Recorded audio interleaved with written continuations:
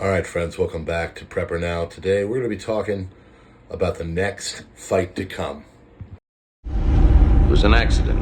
About an hour ago, a small jet went down inside New York City. The president was on board. President of what?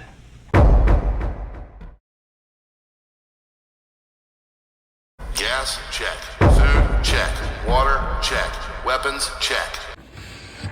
All right, folks, welcome back to PrepperNow. I'm going to do a one-off video here. I haven't done one in a little while. Thought a little extra time. We go through and talk about the next fight. And what is the next fight? Well, we're going to take you through it. Let's start off with any problem. You have to basically recognize it. And we have multiple problems in this country. And so these were the second inaugural address, basically focus points of what Trump is going to do.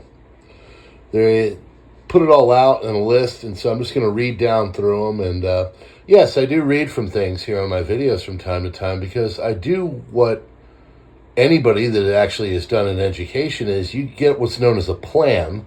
And so I go out, I do research, and I put it together, and then I take this thing that I've concocted and I tell it to you, okay, from different sources. That's one tonight is from about 8 different sources, okay. This is what we're called being prepared, and something I'm very used to and why I have a prepper channel. So people that say, oh, you just read from stuff, yes, I do. I go out and I actually put things together and try to put cogent and intelligent information together, so I'm not just blathering on. Okay, cool, good talk. This is the second inaugural address list of things that Mr. Trump is planning on doing. National emergency at the southern border. Criminal aliens taken out. Restoration of remain in Mexico. Catch and release ended. Drug cartels designated as groups for DHS to take on, as in terror. War against foreign gangs. Solve inflation crisis. That's what we're going to be talking about a lot tonight. Drill, baby, drill. End Green New Deal. Revoke electric vehicle mandates. Return the U.S. manufacturing. Tariffs. External Revenue Service. Stop government censorship. Stop weaponization of the Justice Department. Bring law and order back to cities.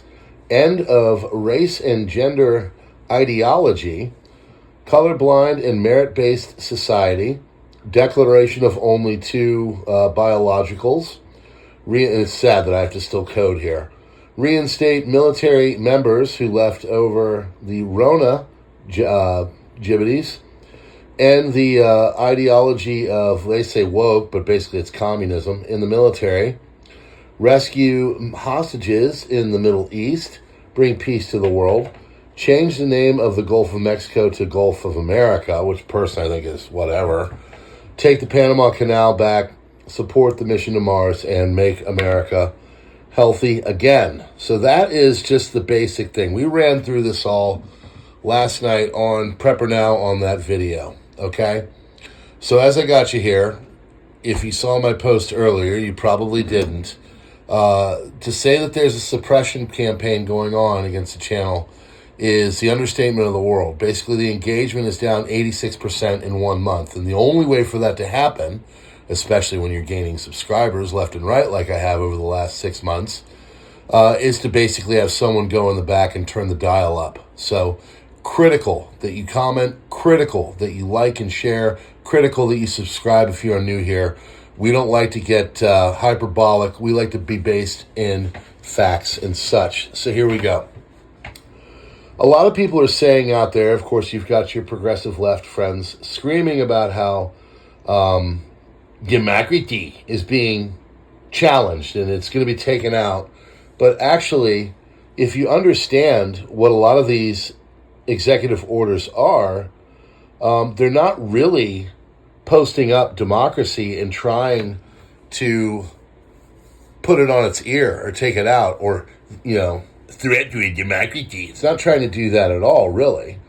In fact, if you use a little bit of reason and you understand the policy that is trying to be made and what basically is behind all this, it looks like the mandate is to take his executive power and use his legislative mandate, which he has both the House and Senate, albeit slim, and try to make it so our prosperity comes back. And the way to do that is to end inflation, remove a lot of the regulation, and remove a lot of the green policies and other things, and trying to go after criminals. So when you own a shop or something downtown San Francisco, you don't have to worry about people being able to come in, raid it, and then you lose all of your inventory because the police are doing the job that they're supposed to do. So Trump is putting a lot of things through executive order. He's undone a lot of things through Biden. They'll get challenged. There's already things being challenged through all that. But in some instances, he is directing a national emergency on certain things, one of which is energy, so he can try to get some of our energy costs down. I don't know if you've noticed, but in the last week, our energy prices have gone up. We were at $2.79, and now we're at $3.39 in our gas. That's a lot. So some people call it drill, baby, drill. But Trump is in his current status, and we'll hold him to the fire. I'm not a fanboy. I want things to get changed for the better. Great video by 5 of 7 Project, where he basically said a lot of people are out there, kind of going a little too crazy, and they should keep things in check. One of my more favorite channels. But yeah, he is trying to, it seems, so far, to do his best to stop a lot of the negative that has been going on. And so all of this is all fine and well, but the next fight is the statutory debt limit, which is supposed to be basically happening right now into tomorrow. So the resolution, the continuing budget resolution passed by Congress in December basically has us there again. All right? Everybody's talking about TikTok. Everybody's talking about all the other stuff. They're talking about Elon's hand, which, by the way, if all the people on the left side of things are all mad about his gesture, which I just think was whatever, there's like 6 pictures out there of every single person on the left, from Obama to Hillary to others, having a picture with them doing the same motion. But also there's people like Mr. Soros, as in Giorgio, who literally helped the National Socialists back in the day in his old country of Hungary, if you want to look that one up. But I digress. So what they want to possibly do is remove the debt limit entirely. That, I think, is a problem. That's something that Zimbabwe did. It's something that the Weimar Republic did. And I think it's something that would be unintelligent. So what we're coming back to is a spend kind of mentality, because they're going to try and do things to get us out of this current crisis. And that is going to add to our debt. So there's going to be a lot of spending coming up. So he's trying to counteract that. One of the things is he's going to be putting tariffs in place, thinking that manufacturing may have to move back home. But that takes time, and that's a problem right there, and it could ultimately lead to increased prices. He's worried about more and more people moving away from the dollar and the BRICS thing and the circulation and use of the dollar in international trade as going away, because there are a lot of countries like Russia and China that are trying to do that.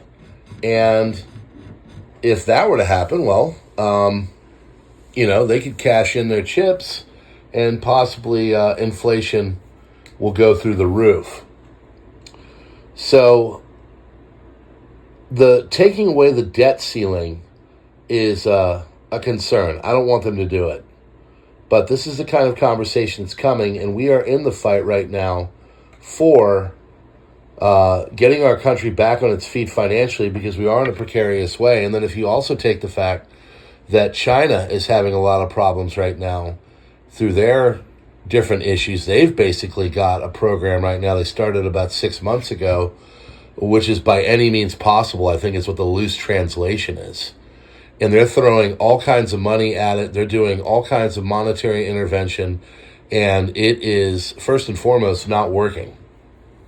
But also, it's just going to make them go down the debt spiral as well.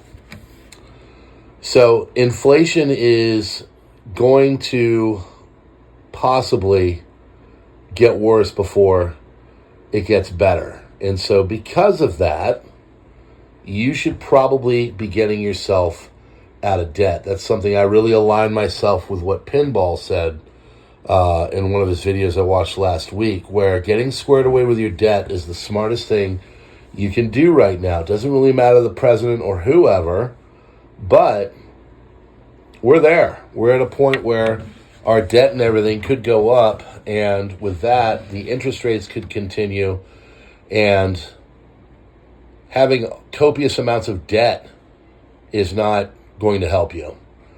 So we could see a period of extraordinary measures coming through to try to keep this thing, floating with hitting the debt limit. They could do all kinds of things with payments and receipts and pushing it off and whatever.